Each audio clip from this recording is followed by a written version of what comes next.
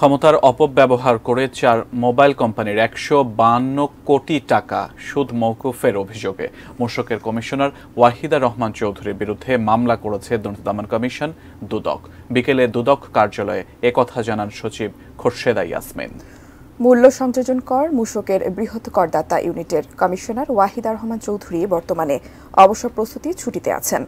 মামলার এজাহারে বলা হয়েছে, ওয়াহিদা রহমান চৌধুরী ক্ষমতা বহির্ভূতভাবে 4টি মোবাইল অপারেটর কোম্পানির 152,89,390 টাকা অপরিশোধিত সুদ মওকুফ করে দেন।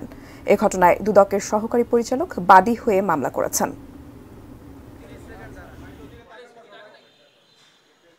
উদ্দেশ্যে ক্ষমতার অপব্যবহার করে এখতিয়ার বহির্ভূতভাবে 16টি নথিতে 4টি মোবাইল অপারেটর কোম্পানির নিকট অপরিশোধিত সুদ বাবদ পাওনা 152,89,390 টাকা মওকুফ করে সরকারের আর্থিক ক্ষতি সাধন করেছেন।